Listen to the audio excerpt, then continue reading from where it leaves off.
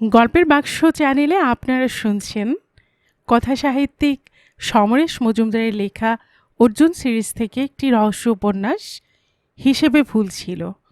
আজ শুনবেন উপন্যাসটির দ্বিতীয় পর্ব।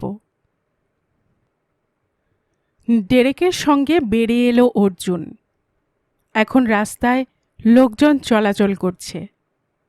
সবাই অবাক হয়ে তাকে দেখছিল। অর্জুন লক্ষ্য করল পথের দুপাশে কোনো দোকানপাট নেই। প্রশ্ন করতেই ডেরেক বলল, ভিলেজ কমিটি এই গ্রামের চারপাশে 4টে দোকান করেছে, যেখানে নিত্য ব্যবহার্য সমস্ত জিনিস পাওয়া যায়। শিলিগুড়ি থেকে জিনিসগুলো নিয়ে এসে নামমাত্র লাভে বিক্রি করা হয়। লাভের টাকা কমিটি গ্রামের উপকারেই খরচ করে। এখানে কেউ ব্যক্তিগত ব্যবসা করে না। তাহলে মানুষ টাকা পয়সা পায় কী করে? ডেরেক অবাক হলো। কেন? প্রতিটি পরিবার যে যেমন শ্রম দিচ্ছে তেমন অর্থ কমিটির কাছ থেকে পেয়ে যায়। তাছাড়া মুরগি, ডিম, শূকর থেকে শুরু করে কম্বল পর্যন্ত কমিটির মাধ্যমে বাইরে বিক্রি করা হয়। সে বিক্রির টাকা আমরা পাই। অর্জুনের মনে হলো এরকম সমাজ ব্যবস্থার স্বপ্ন পৃথিবীর কিছু মানবদরদি দেখেছিলেন, যা এখনও বাস্তবায়িত হয়নি। সে জিজ্ঞেস করল, এখানে ধনী দরিদ্র বলে কিছু নেই? দরিদ্র কেউ নেই, তবে উচ্চবিত্ত এবং মধ্যবিত্ত আছে। কীরকম? যারা কম পরিশ্রম করে, একটু অলস, তাদের রোজগার কম। এছাড়া অন্য কোনো শ্রেণীভেদ এখানে নেই। ওরা চার্চের সামনে এসে দাঁড়িয়েছিল। হঠাৎ এক বৃদ্ধ ভদ্রলোককে ক্যামেরায় ছবি তুলতে দেখল অর্জুন। ভদ্রলোক তারই ছবি তুলছেন। ডেরেক হাত নাড়ল। ছবি তুলে বৃদ্ধ ধীরে ধীরে কাছে এগিয়ে এলেন। ডেরেক বলল, ইনি আমার কাকা। ছবি তোলা ওর শখ। এর তোলা ছবি মিস্টার সোমের কাছে আপনি দেখেছেন। আর এর নাম অর্জুন। ভদ্রলোক মাথা নাড়লেন। শুনেছি। বয়স হয়ে গেলে কোনো কোনো মানুষের চেহারা বেশ সুন্দর হয়ে ওঠে। এই মানুষটি সেই ধরনের। মুখে শিশুদের মতো সারল্য আছে, যদিও পাকা গোঁফ জোড়া খুবই মজাদার। ভদ্রলোক হাত বাড়িয়ে বললেন, তাহলে তুমিও আমাকে আঙ্কেল বলো? করমর্দন করে অর্জুন জিজ্ঞেস করল, আপনাকে কি আমি বিরক্ত করতে পারি? বিরক্ত বলছো কেন? যদি প্রয়োজন হয় স্বচ্ছন্দে বলতে পারো। এতদিন আমাদের এখানে বাইরের লোকজন তেমন আসতো না। কিছু পাহাড়ি আদিবাসী, ওদের কথা আলাদা। তা তুমি এসেছো আমাদের উপকারের জন্য, তোমাকে তাই বন্ধু ভাবা যেতে পারে। আপনার তোলা একটি ছবিতে দেখেছি চারপাশে পুড়ে যাওয়া গাছপালার মধ্যে একটি বিশাল ডিমের আকৃতির কিছু রয়েছে, যার রং কখনো সাদা ছিল বলে অনুমান করা যেতে পারে। অর্জুন জিজ্ঞেস করল, ওই বস্তুটি দেখা যেতে পারে? ভদ্রলোক খুব অবাক হলেন। আমার তোলা ছবিতে দেখেছ? ডেরেক উত্তর দিল, হ্যাঁ আঙ্কেল, আমাকে মিস্টার সোম দেখিয়েছেন। অদ্ভুত, আমি তো মনেই করতে পারছি না। আমার সঙ্গে এসো তোমরা। বাড়িতে ওই ছবির কপি আছে, দেখে বলবো। ভদ্রলোক এমনভাবে হাঁটতে লাগলেন যেন পৃথিবীতে ওই একটাই বড় সমস্যা রয়েছে। হাঁটতে হাঁটতে ডেরেক বলল, দেখলেন তো উনি ফটোগ্রাফির ব্যাপারে কীরকম পাগল মানুষ। আঙ্কেল একা থাকেন। পাহাড়ের গায়ে ছোট্ট বাড়িটির সামনে ফুলের বাগান আছে। ভদ্রলোক ভেতরে ঢুকে গেলে ডেরেক বলল, ওর ছেলে মেয়ে নেই। স্ত্রী মারা যাওয়ার পর থেকেই ছবি তোলার শখ বেড়ে গেছে। বাড়িতে ডার্ক রুম বানিয়ে নিয়েছেন। বাইরে থেকে ফিল্ম আনিয়ে দেওয়া হয় ওকে। ফিল্মের যা দাম বেড়ে গেছে তাতে আমরা চিন্তায় পড়ে গেছি। কেন? এই বয়সে ওর পক্ষে তো পরিশ্রম করা সম্ভব নয়। ওর জমিতে ভিলেজ কমিটি থেকে চাষ করানো হয়, ফলে ওর দেখাশোনার দায়িত্ব কমিটি নিয়েছে। আর কমিটির পক্ষে ওকে বলা সম্ভব নয় ছবি কম তুলুন। ডেরেকের কথা শেষ হতে না হতেই বৃদ্ধ বেরিয়ে এলেন হন্তদন্ত হয়ে। তার হাতে বেশ কিছু ছবির প্রিন্ট। দেখো তো, এর মধ্যে আমি তো তেমন কিছু দেখতে পাচ্ছি না। ওরা দেখল, না, সেই ছবিটি নেই। ডেরেক জিজ্ঞেস করল, আগুনে পুড়ে যাওয়ার যেসব ছবি আপনি প্রিন্ট করেছিলেন তার কিছু কি অন্য কোথাও রেখেছেন? নো, প্রতিটি বিষয়ের জন্য আমি আলাদা বাক্স ব্যবহার করি। ছবিটি কীরকম ছিল আরেকবার বলো তো। বৃদ্ধকে চিন্তিত দেখালো। অর্জুন বলল, ওই ছবিতে গাছগুলো পুড়ে গেলেও দাঁড়িয়ে আছে কোনো মতে, কিন্তু একটা আধপোড়া মস্ত গাছের পেটের মধ্যে বিশাল ডিমের আকারে কোনো বস্তু রয়েছে বলে বোঝা যাচ্ছিল। ছবিটা আপনারই তোলা? বৃদ্ধ মাথা নাড়লেন। ওই রকম কোনো ছবি আমার কাছে নেই, অথচ প্রতিটি ছবি আমি দুটো করে প্রিন্ট করেছিলাম। এবার মনে পড়ছে ছবিটার কথা, কিন্তু প্রিন্টটা যদি বা হারিয়ে যায়, নেগেটিভ তো থাকবে, সেটাও পাচ্ছি না। কেউ নিয়ে যায়নি তো? কি বলছো তুমি? এখানে কেউ কারো অনুমতি না নিয়ে ভেতরে ঢোকে না। তাছাড়া একটা পোড়া গাছের ছবি আর নেগেটিভে কার উৎসাহ হবে? ডেরেক বলল, আঙ্কেল, আমরা কি অর্জুনকে নিয়ে ওই জায়গায় যেতে পারি? নিশ্চয়ই নিশ্চয়ই, চলো। গ্রামের মানুষজন যারা রাস্তায় ছিল তারা ওদের যাওয়া দেখল। গ্রাম ছেড়ে জঙ্গলে পথ ধরে পাহাড়ে উঠতে লাগলো ওরা। বৃদ্ধ হাঁটছেন ধীরে ধীরে, কিন্তু তার পাহাড় ভাঙতে কষ্ট হচ্ছিল না। অনেকটা উপরে ওঠার পর অর্জুন নিচের দিকে তাকিয়ে গ্রামটাকে দেখতে পেল। এমন সুন্দর ছবি শুধু বিদেশের সিনেমায় দেখা যায়। প্রায় 40 মিনিট হাঁটার পর ওরা সবাই যখন একটু ক্লান্ত, তখন সেই পোড়া জায়গাটা এসে গেল। বৃদ্ধ চেঁচিয়ে উঠলেন, এ কি, এরকম তো ছিল না। একটা ভলিবল কোর্টের মতো জায়গা জুড়ে ছাই কাদা কাদা হয়ে আছে বৃষ্টির জল পড়ায়। কোনো পুড়ে যাওয়া গাছ দাঁড়িয়ে নেই। সেই আধ পোড়া গাছটাকে যেন কেটে একেবারে ছোট করে দেওয়া হয়েছে। তার ভেতরে ডিমের আকারে যে বস্তু ছিল তার কোনো হদিশ সেখানে নেই। ওরা তিনজন জায়গাটাকে ঘুরে ঘুরে দেখল। অর্জুনের মনে হলো আগুনে পুড়ে গেলে এবং তারপর বৃষ্টির জল পড়লে যে অবস্থা হয় তাই হয়েছে। গাছের সঙ্গে গাছের ঘর্ষণ লাগলে যে আগুন জ্বলে তা এখন হওয়ার সুযোগ নেই, কারণ প্রায় বৃষ্টি হচ্ছে আর গাছগুলোও স্যাঁতস্যাঁতে হয়ে আছে। কোনো মানুষই ইচ্ছে করে আগুন জ্বালিয়েছে। আর এত দূরে পাহাড়ের গাছগাছালিতে আগুন জ্বালানোর একমাত্র উদ্দেশ্য গ্রামের মানুষের মধ্যে আতঙ্ক সৃষ্টি করা। এই মতলব যাদের, তাদের সঙ্গে মধ্য এশিয়া থেকে আসা মানুষদের কোনো সম্পর্ক আছে কিনা তা কে জানে। বৃদ্ধ এরই মধ্যে জায়গাটার ছবি তুলেছিলেন। অর্জুন লক্ষ্য করল কাদা হয়ে যাওয়া ছায়ে কোনো মানুষের পায়ের দাগ নেই, অর্থাৎ কেউ এখানে পা ফেলেনি। যে গাছটাকে মুড়িয়ে কাটা হয়েছে তার কাছাকাছি তো দাগ থাকা উচিত। গাছটা নিশ্চয়ই প্রাকৃতিক কারণে কাটা পড়েনি। বেশ কিছুক্ষণ লক্ষ্য করার পর পাথরের গায়ে ঘষ্টানোর চিহ্ন নজরে পড়ল অর্জুনের।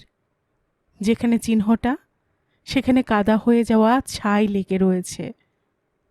সে চিহ্নটার কাছে পৌঁছে এপাশে ওপাশে তাকাতে লাগল।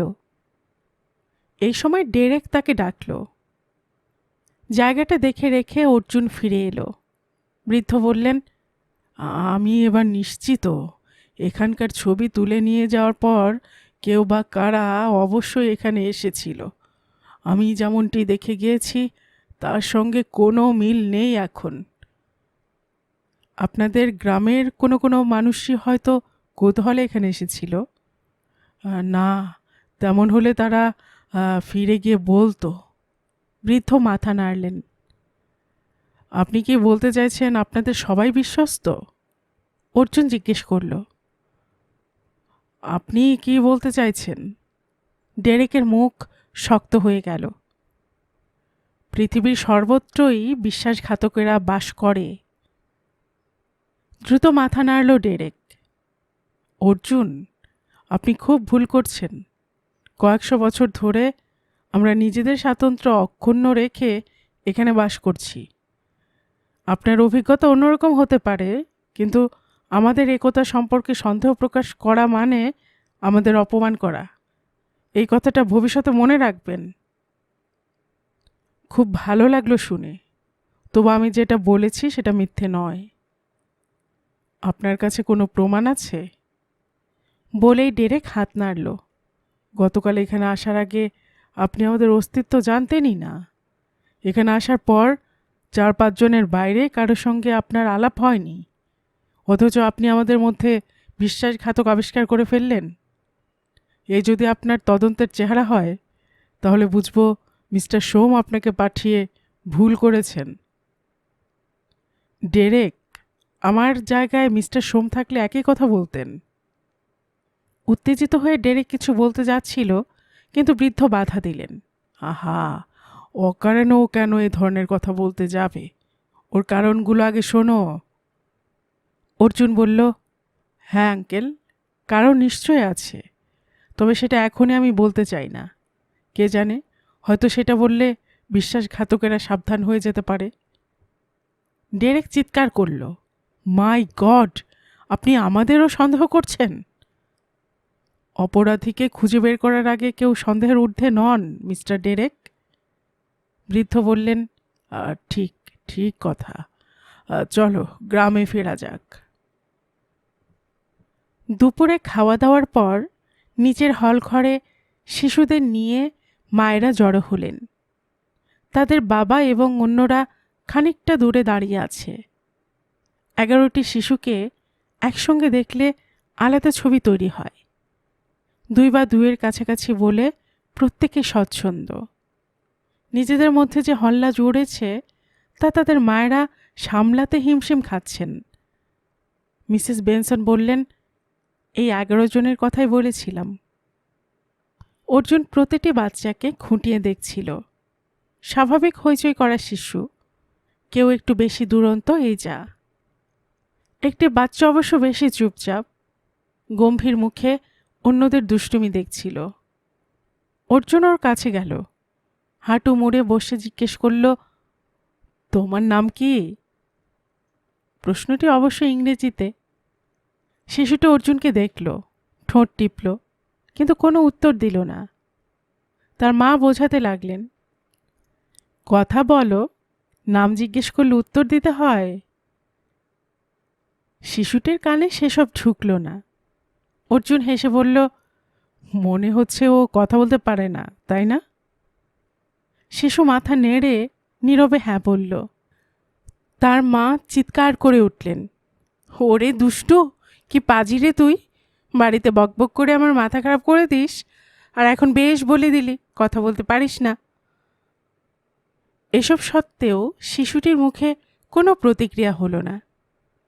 মিস্টার জোন্স এসে দাঁড়ালেন পাশে। অর্জুন তাকে জিজ্ঞেস করল, আমি কি এইসব মা বাবার সঙ্গে একটা কথা বলতে পারি? অবশ্যই, সেই কারণে এখানে ওরা এসেছেন। অর্জুন তাকালো। মিস্টার জোন্স এসে দাঁড়ালেন পাশে। অর্জুন তাকে জিজ্ঞেস করল, আমি কি এসব মা বাবার সঙ্গে একটা কথা বলতে পারি? অবশ্যই, সেই কারণেই এখানে ওরা এসেছেন। অর্জুন তাকালো। ভদ্র মহোদয় এবং ভদ্র মহিলারা, আপনারা আমার নমস্কার গ্রহণ করুন। গত কয়েকদিন ধরে আপনারা যে উদ্বেগের মধ্যে সময় কাটাচ্ছেন সে কথা আমি জেনেছি। হ্যাঁ, উদ্বিগ্ন হওয়ার যথেষ্ট কারণ রয়েছে। বিদেশিরা কোন উদ্দেশ্যে এখানে এসেছে, আপনাদের শিশুদের কেন তারা দেখতে চাইছে, তা আমি এখনও জানি না। তাই আমাদের সতর্ক থাকা দরকার। আমি মিস্টার জোন্সকে অনুরোধ করছি, তিনি যেন এই 11টি শিশু এবং তাদের মায়েদের এই ভিলেজ সেন্টার হলে আগামী কয়েকদিন থাকার ব্যবস্থা করেন। জানি এইভাবে নিজের বাড়ি ছেড়ে এখানে থাকতে আপনাদের অসুবিধে হবে, কিন্তু যদি আপনারা মানিয়ে নেন কয়েকদিনের জন্য তাহলে নিরাপদ থাকবেন। বন্যায় বা প্রাকৃতিক বিপর্যয়ে মানুষ প্রয়োজনে বাসস্থান ছেড়ে নিরাপদ জায়গায় আশ্রয় নেয়, এও তেমনই। সঙ্গে সঙ্গে গুনগুনানি শুরু হয়ে গেল। অর্জুনের প্রস্তাব মায়েদের যে পছন্দ হচ্ছে না তাই স্পষ্ট। কেউ নিজের বাড়ির স্বাচ্ছন্দ্য ছেড়ে এখানে চলে আসতে চাইছেন না। কিন্তু মিসেস বেনসন ওদের বোঝাতে লাগলেন। স্বামীরাও আলোচনায় যোগ দিলেন। শেষ পর্যন্ত ঠিক হলো দিন 7 তারা অর্থাৎ শিশুদের নিয়ে মায়েরা এখানে থাকবেন, আর সেই সময় স্বামীরা পালা করে দিন রাত এই ভিলেজ সেন্টার পাহারা দেবেন। মিস্টার জোন্সের কাছে বিদায় নিয়ে অর্জুন নিজের ঘরে উঠে এলো। কাল রাত্রে সে ভালো করে দেখেনি। আজ জানলাটা নজরে এলো। বেশ বড় জানলা, অনেকটা পাহাড় দেখতে পাওয়া যাচ্ছে। সে জানলার কাছে সরে এসে পাল্লা খুলে দিল। সঙ্গে সঙ্গে ঠান্ডা বাতাস ঘরে ঢুকে পড়ল। অর্জুন দেখল জানলায় কোনো গ্রিল বা শিক নেই, কাঠও তেমন মজবুত নয়। বুদ্ধিমান আগন্তুকের কোনো অসুবিধা হবে না বাইরে থেকে ঘরে ঢুকতে। মিস্টার জোন্সকে বলতে হবে মায়েরা যে ঘরে শিশুদের নিয়ে থাকবেন সেটা জানলা পরীক্ষা করতে। অর্জুন তার ডায়েরি বের করল। এখানে আসার পর যা যা দেখেছে এবং শুনেছে তা পরপর লিখল। লেখার পর তার মনে হলো বাচ্চাগুলোকে এক জায়গায় এনে একটু ঝুঁকি নেওয়া হয়েছে। যারা ওদের দেখতে চায় তারা এখানে এলেই দেখতে পাবে একসঙ্গে, নইলে বাড়ি বাড়ি ঘুরে খুঁজতে হতো। বাইরের লোকের পক্ষে জানান না দিয়ে সেটা সম্ভব নয়, কিন্তু গ্রামের লোক বিশ্বাসঘাতকতা করলে তার পক্ষে খুবই সহজ কাজটা। আসলে বিশ্বাসঘাতকদের হাত থেকে শিশুদের বাঁচাবার জন্যই এই ব্যবস্থা নেওয়া। মুশকিল হলো ডেরেক ভাবতেই পারছে না এই গ্রামে কেউ বিশ্বাসঘাতকতা করতে পারে। এই সময় পল ঢুকলো চা নিয়ে। গুড আফটারনুন, আমি দুঃখিত তোমার চাপ বাড়িয়ে দিলাম। পল হাসল। না না না, চাপ কিসের? মিসেস বেনসন আরও দুজনকে দিয়েছেন আমাকে সাহায্য করার জন্য। কেমন লাগছে এখানে? ভালো, খুব ভালো জায়গা।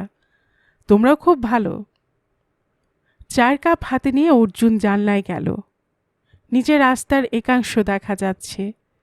দু একজন মানুষ যাতায়াত করছে। হঠাৎই অর্জুনের নজর পড়ল লোকটির ওপর।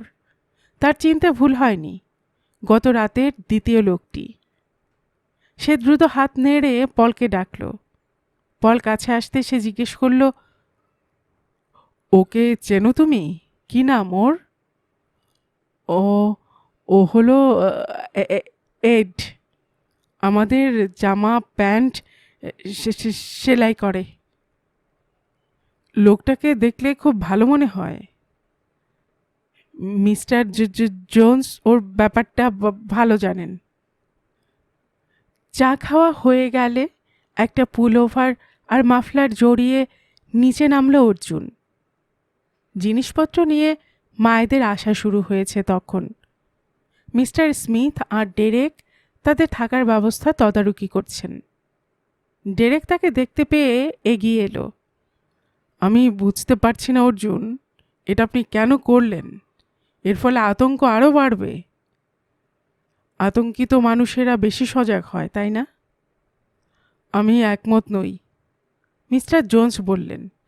আপনাকে যখন ডেকে এনেছি তখন আপনার উপর ভরসা রাখতেই হবে, কিন্তু মনে রাখবেন আমরা মিস্টার সোমকে চেয়েছিলাম, তিনি আপনাকে পাঠিয়েছেন।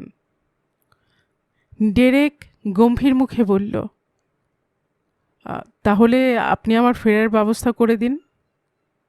ডেরেক শক্ত মুখে বলল, আমি যে সেটা করতে পারি না তা আপনি ভালো করে জানেন। আপনি কি এখানে খুবই ব্যস্ত? কেন? একটু যদি আমায় সঙ্গ দিতেন। ডেরেক ফিরে গিয়ে বোধহয় মিস্টার স্মিথের অনুমতি নিয়ে এলো। রাস্তায় বেরিয়ে অর্জুন জিজ্ঞেস করল, আপনাদের জামা প্যান্ট নিশ্চয়ই বাইরে থেকে কেনেন না?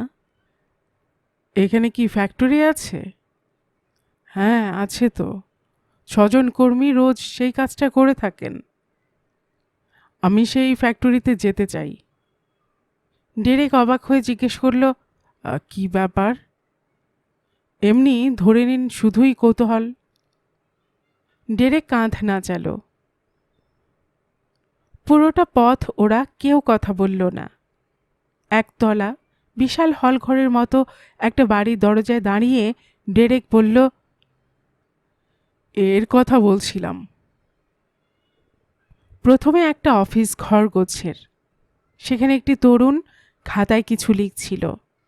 ডেরেক বলল, গ্রামের যারই জামা প্যান্ট দরকার হয় এখানে সে অর্ডার দেয়। প্রত্যেকের মাপ এখানে লেখা আছে, কারো মাপ পাল্টে গেলে নতুন করে মাপ দিতে হয়। প্যান্ট শার্টের কাপড়ও এখানেই পছন্দ করে খদ্দেররা।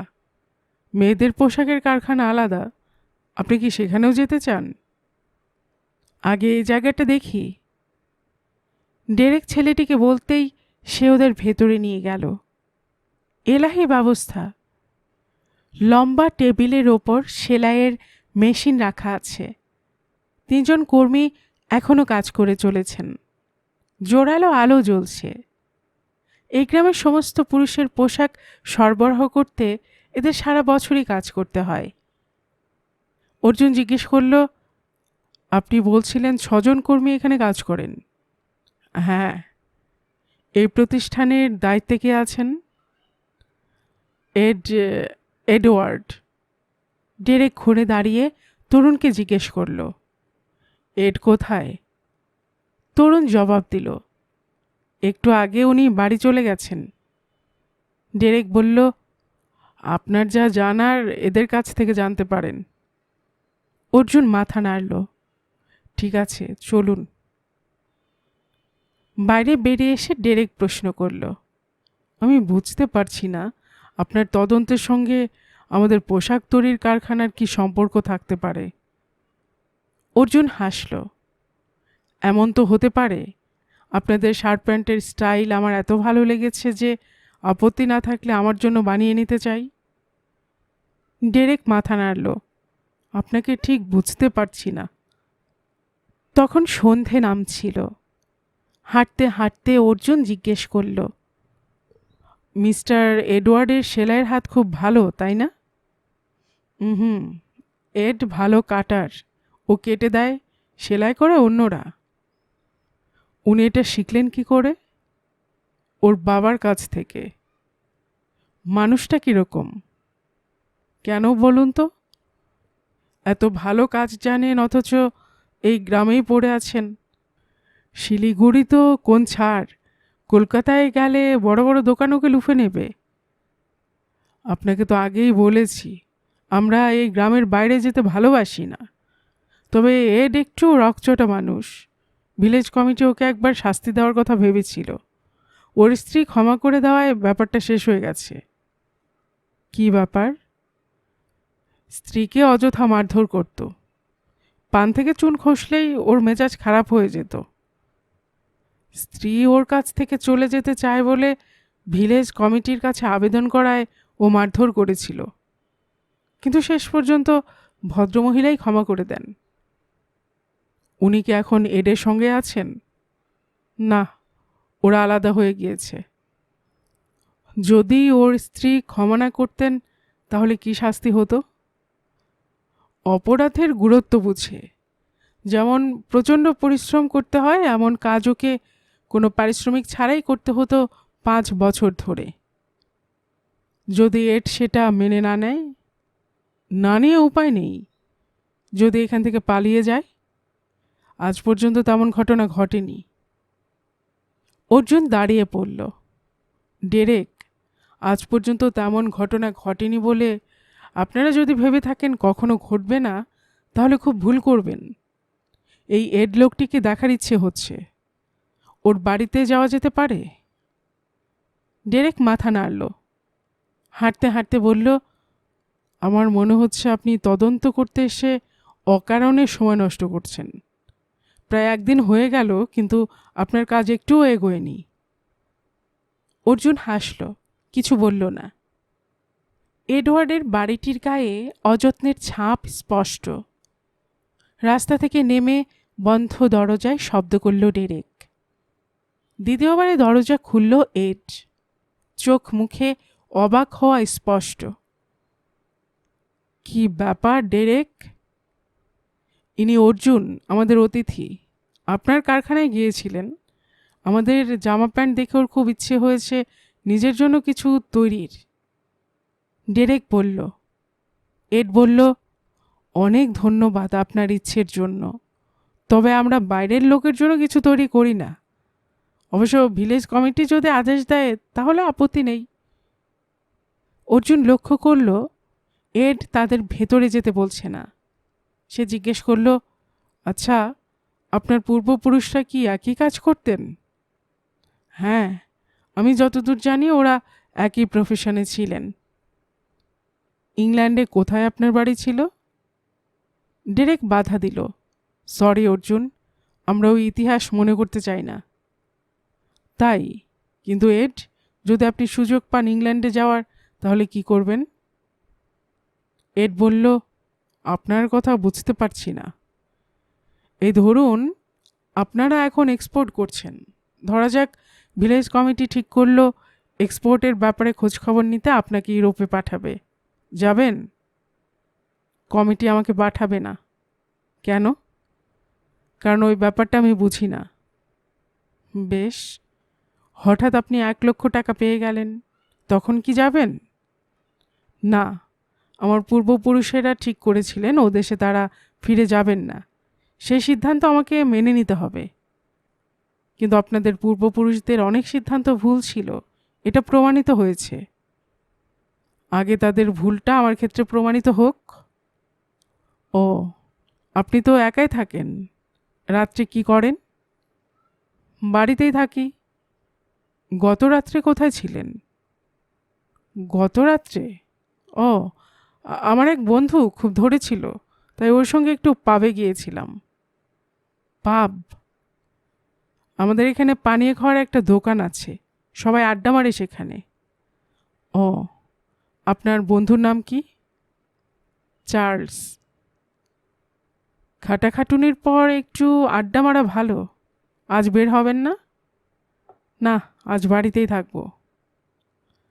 অনেক ধন্যবাদ। দেখুন, যদি ভিলেজ কমিটি অনুমতি দেয় তাহলে আপনার তৈরি শার্ট প্যান্ট নিয়ে যেতে পারবো। আচ্ছা, ও দুটো তৈরি হতে কীরকম সময় লাগবে? ঘন্টা 4 বড় জোর। এড হাসল। ওর কাছ থেকে বিদায় নিয়ে ওরা ফিরে আসছিল। খানিকটা আসার পর নিরিবিলি একটা জায়গায় দাঁড়িয়ে পড়ল অর্জুন। ডেরেক, এই চার্লসকে আপনি কীরকম চেনেন? ওর সম্পর্কে সব তথ্য জানেন? আমাদের গ্রামটা এত ছোট, সবাই সবার সম্পর্কে মোটামুটি জানে। চার্লসকে নিয়ে আপনি চিন্তিত হলেন কেন? ওর সঙ্গে আমার আলাপ হওয়া দরকার। দেখুন অর্জুন, হাতের সব আঙুল যেমন সমান হয় না, এই গ্রামের সব মানুষ তেমনই এক ধাতে গড়া নয়। চার্লস একটু কুটিল প্রকৃতির মানুষ, কারো ভালো সে সহ্য করে না।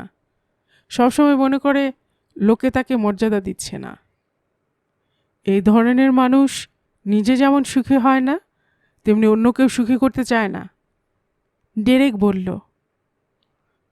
স্বাভাবিক। অর্জুন মাথা নাড়ল। কিন্তু পাহাড়ের আগুন অথবা বিদেশিদের সঙ্গে চার্লসের কোনো সম্পর্ক নেই। তা তো হবেই, কারণ উনি তো কখনোই এই গ্রামের বাইরে যাননি, তাই তো? হ্যাঁ। ডেরেক, আপনি এবার আপনার কাজে যেতে পারেন। আমি একটু একা ঘুরতে চাই। ডিনারের আগে আমি ভিলেজ সেন্টারে ফিরে যাব। অর্জুন বলল। ডেরেক তাকালো, তারপর লম্বা পা ফেলে হাঁটতে লাগলো। দু পকেটে হাত পুরে অর্জুন কিছুক্ষণ দাঁড়িয়ে রইল। গোটা 5 বাচ্চা ছেলে হইচই করতে করতে উপর থেকে নেমে আসছে। ওরা তাকে দেখেই দাঁড়িয়ে গেল। ছেলেগুলোর হাতে বই। স্কুলের পড়ুয়া ওরা, সন্দেহ নেই। অর্জুন হেসে উঁচু গলায় বলল, হ্যালো। 5 জনেই ঠোঁট নাড়ল, কিন্তু শব্দ শোনা গেল না। অর্জুন জিজ্ঞেস করল, তোমরা সবাই কোন ক্লাসে পড়ো? 5 জন পরস্পরের দিকে তাকালো। শেষ পর্যন্ত একজন বলল, আমরা গ্রামার পড়ি, এসে লিখি এবং প্রাথমিক অঙ্ক করি। ছেলেটি বলা মাত্র বাকিরা হৈ হৈ করে আগের মতো ছুটে নিচে নেমে গেল অর্জুনের পাশ দিয়ে। অর্জুনের ভালো লাগলো, অর্থাৎ এখানে 1-2 করে ক্লাস সিস্টেম নেই। কিন্তু এই যে গ্রামার ওরা পড়ছে, পাচ্ছে কোথায়? অর্জুন দেখল সন্ধে হয়ে গিয়েছে। ঝুপঝাপ করে নামছে অন্ধকার, আর গ্রামের লাইট পোস্টের আলোগুলো জ্বলে উঠছে পরপর। সে পেছন ফিরল। হাঁটতে হাঁটতে এডওয়ার্ডের বাড়ির কাছাকাছি পৌঁছে ও দাঁড়িয়ে গেল। এডওয়ার্ডের বাড়ির দরজা বন্ধ, যেমনটি আগে ছিল। লোকটা বলেছে আজ রাত্রে সে বাড়িতেই থাকবে।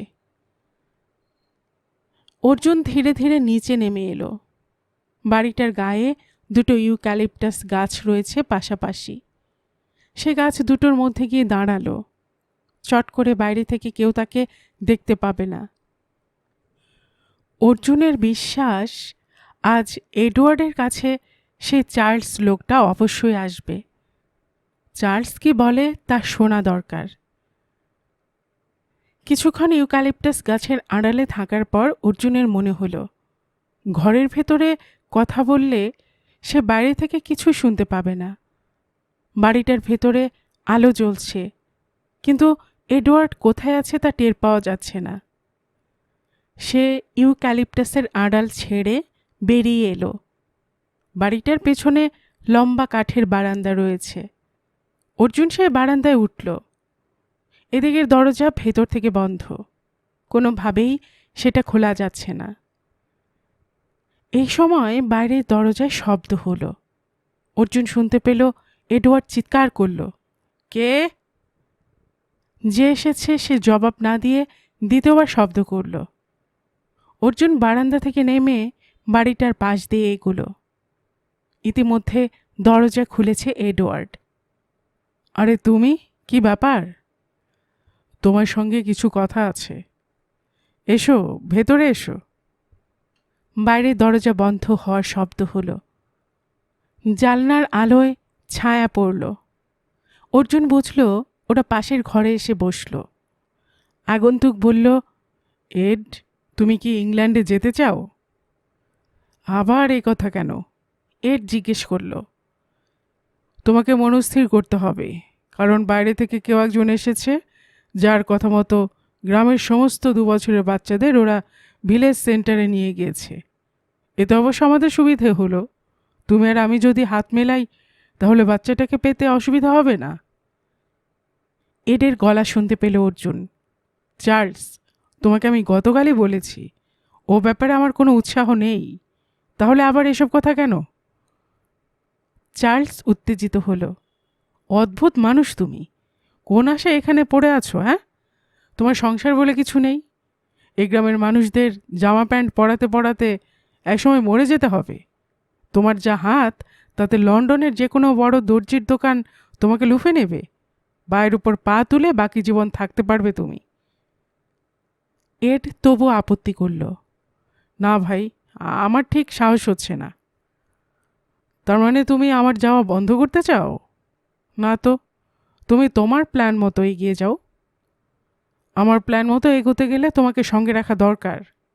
কেন? সব কিছু ম্যানেজ করে আমি না হয় ইংল্যান্ডে পৌঁছলাম, সেখানে গিয়ে আমি কি করব? আমি যা কাজ করি তা ওখানে মূল্যহীন। বেকার হয়ে তো থাকা যাবে না, খাবো কি? তুমি থাকলে আমরা একটা দর্জির দোকান খুলতে পারি। কাজ শিখে নিয়ে তোমাকে আমি সাহায্য করতে পারি, বুঝতে পারছো? পারছি, কিন্তু ধরা পড়লে কি দুর্দশা হবে ভেবে দেখেছো? কি আর হবে, এরা আমাদের তাড়িয়ে দেবে এখান থেকে। জোন্স বুড়ো নিশ্চয় থানা পুলিশ করবে না। বাইরের যে ছোকরাকে ওরা ডেকে এনেছে সে তো পুলিশ নয়। চার্লস, হ্যাঁ, সেই ছোকরা আমার কাছে এসেছিল। তোমার কাছে? কখন? তুমি আসার একটু আগে ডেরেক নিয়ে এসেছিল ওকে। সে কি তোমার কাছে কেন এলো? জানি না, বললো তো পোশাক করাতে চায়, কিন্তু ওর কথাবার্তা অন্যরকম। কি বলেছে তোমাকে? গত রাত্রে আমি কোথায় ছিলাম, কার সঙ্গে ছিলাম, এসব জিজ্ঞেস করছিল। তাই নাকি? কি বললে? বললাম পাবে আড্ডা মারতে গিয়েছিলাম, তারপর তোমার সঙ্গে বেরিয়ে বাড়ি ফিরে আসি। আমাকে কেন এসব জিজ্ঞেস করলো? হয়তো এমনি কৌতূহলে, কিন্তু তুমি আমার নাম বলে দিলে। আহা, আমরা তো একসঙ্গে পাব থেকে বেরিয়েছিলাম, কেউ না কেউ নিশ্চয়ই আমাদের দেখেছে। খোঁজ করলে জানবে আমি মিথ্যে বলিনি। বুঝতে পেরেছি, ওই ছোকরা এসেছিল বলে তুমি ভয় পেয়ে গেছো। আর এত নার্ভাস হলে চলে? আমার কথা মন দিয়ে শোনো। আগামী রবিবার ওরা যখন আমাদের গ্রামে আসবে, তখন আমরা ভিড়ের মধ্যে মিশে থাকব। বুঝতে পারছি এরা বাচ্চাদের সামনে বের করবে না, সেরকম হলে আমি পাকদণ্ডি দিয়ে ফেরার পথে ওদের সঙ্গে দেখা করব। ঠিক কোন বাচ্চাটাকে ওরা চায় জেনে নেব। এর মধ্যে তুমি পলের সঙ্গে ভাব জমাও। পল?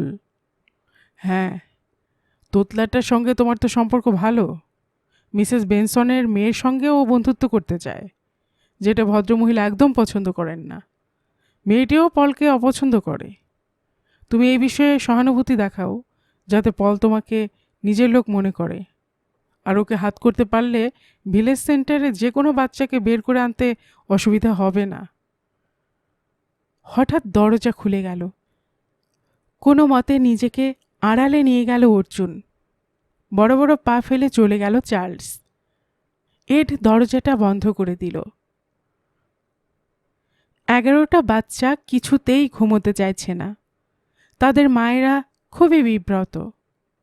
বড় হল ঘরে 11টি সুন্দর বিছানা করা হয়েছে। এরই মধ্যে নিচের ঘরে বাচ্চাদের বাবারা পাহারা দিতে চলে এসেছেন পালা করে। বাড়িতে ঢোকার সময় তারা অর্জুনকে যাচাই করে দরজা খুলেছেন।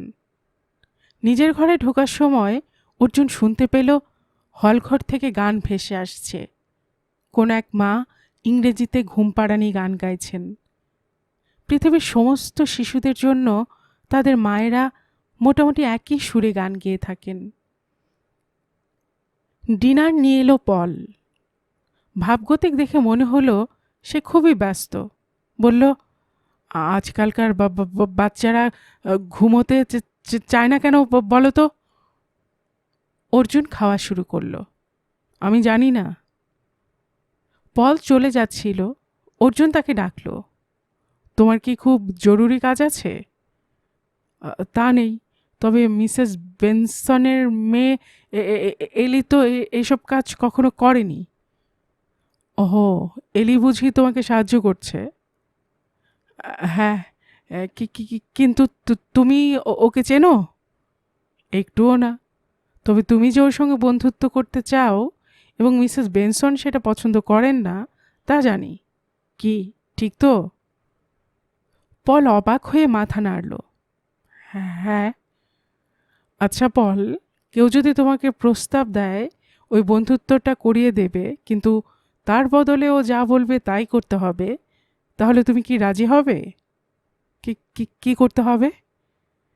এই ধরো মাঝরাত্রে ভিলেজ সেন্টারে ঢোকার ব্যবস্থা করে দিতে হবে, অথবা 11টা বাচ্চার একটাকে গোপনে বের করে তার হাতে তুলে দিতে হবে। No, never! প্রায় চিৎকার করে উঠল পল। যে এই কথা বলতে আসবে তাকে মেরে ফেলবো আমি। অর্জুন বলল, শুনে খুব খুশি হলাম পল, তোমার খুব ভালো হবে।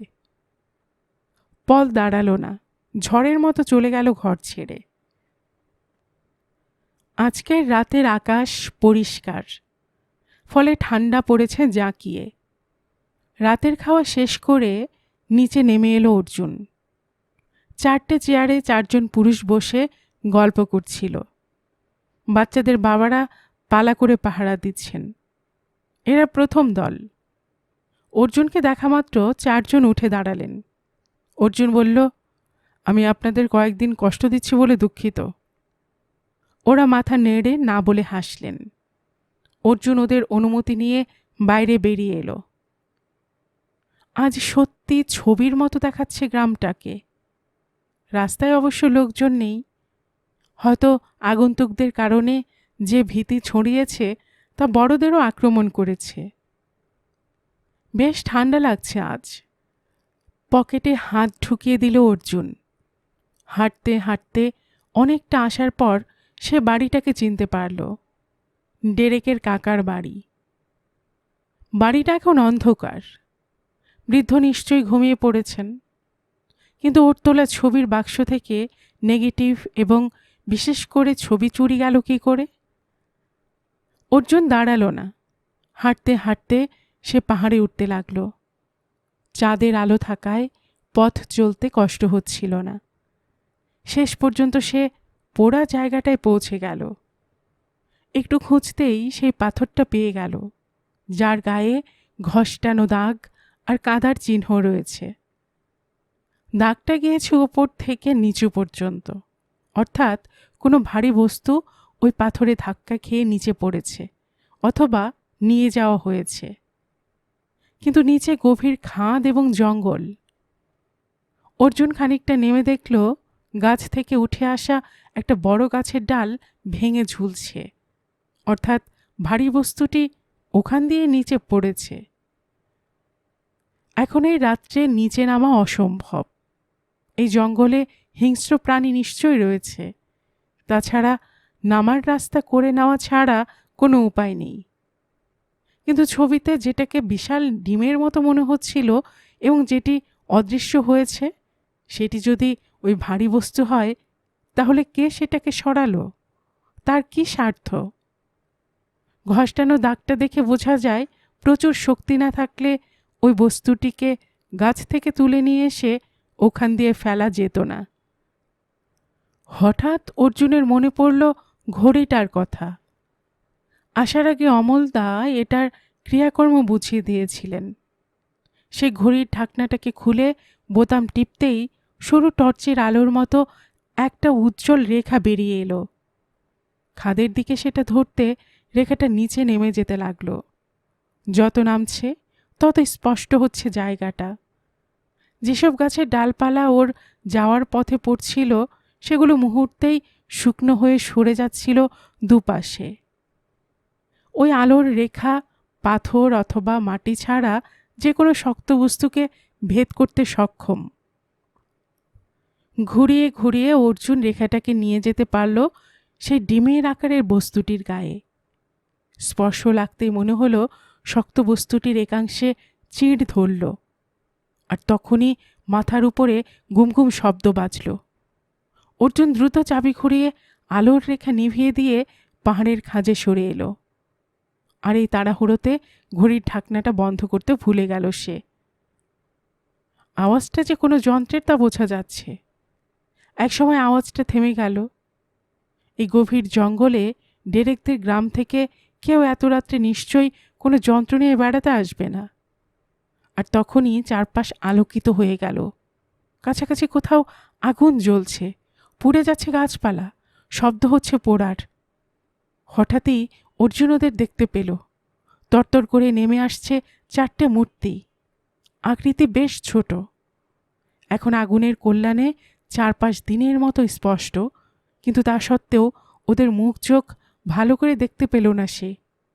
অতি দ্রুত ওরা নেমে গেল খাদের মধ্যে, যেন ওই পথ ওদের খুব চেনা। অর্জুন একবার ভাবল ওদের অনুসরণ করবে, কিন্তু সেটা একটু দুঃসাহসিক হয়ে যাবে। বরং অপেক্ষা করাই ভালো। ওদের উঠে আসতে হবে এই পথ দিয়ে। তারপরই মনে হলো ওপরে গিয়ে দেখলে কেমন হয়। এই লোকগুলোর আসার সঙ্গে শব্দটার যোগাযোগ আছে।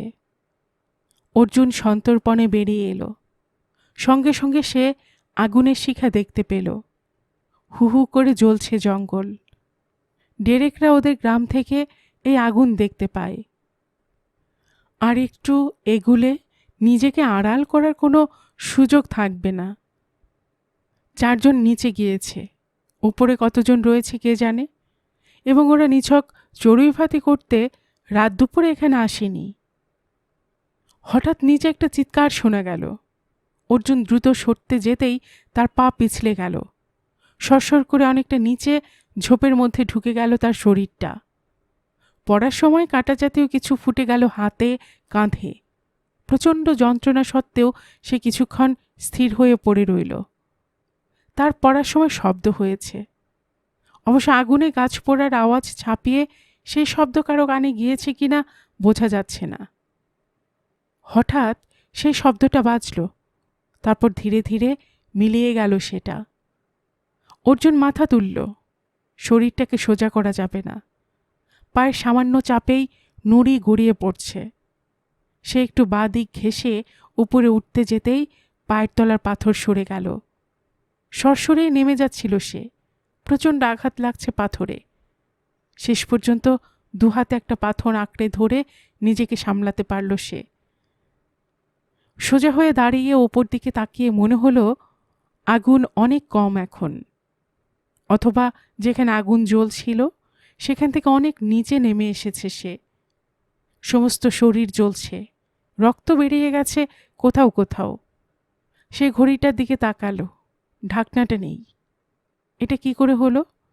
ঢাকনাটা বন্ধ থাকলে সেটা না ভাঙার কথা। তাহলে কি কোনো কারণে ওটা খুলে গিয়েছিল? ও বোতামটা টিপল, সঙ্গে সঙ্গে আলোর রেখা বেরিয়ে এলো। না, এখন এটা ঠিক রয়েছে। হাত থেকে খুলে ঘড়িটাকে পকেটে রাখল অর্জুন। এখন মনে হচ্ছে তখন ওই আড়াল থেকে না বেরিয়ে এলেই ভালো হতো। এই দুর্ঘটনায় সে না পারল লোকগুলোকে দেখতে, না ওই আওয়াজটা কিসের তা বুঝতে। এখন ওপরে উঠতে হবে। হঠাৎ খেয়াল হলো লোকগুলো খাদে নেমেছিল। সে যেখানে দাঁড়িয়ে আছে সেখান থেকে খাদের নিচটা বেশি দূরে নয়। ধীরে ধীরে নিচে নামতে লাগলো অর্জুন। গাছের ঘন ছায়ায় ঝোপঝাড় ক্রমশ অন্ধকার টেনে আনছিল। অর্জুন পকেট থেকে ঘড়িটা বের করল। মাটির দিকে সেটার মুখ করে সুইচ টিপতেই আলোর রেখা বের হলো। কিন্তু যেখানে আলো পড়ছে সেই জায়গাটা ঝুরঝুর করে ঝরে পড়ছে টুকরো টুকরো হয়ে। এতে অবশ্য যথেষ্ট আলো পাওয়া যাচ্ছে নিচের দিকে যাওয়ার জন্য। হঠাৎ কিছু একটু শব্দ করতেই অর্জুনের হাত সেদিকে ঘুরল। একটা মোটা কালো সাপ ফনা তুলতেই আলোর রেখা ওর শরীরে পড়ল। অর্জুন অবাক হয়ে দেখল সাপটা গলে মাটিতে পড়ে গেল নিঃসাড়ে। গল্পের বাক্সবাই রোমানা নূপুর চ্যানেলে এতক্ষণ আপনারা শুনছিলেন কথা সাহিত্যিক সমরেশ মজুমদারের লেখা অর্জুন সিরিজ থেকে একটি রহস্য উপন্যাস হিসেবে ভুল ছিল এর দ্বিতীয় পর্ব।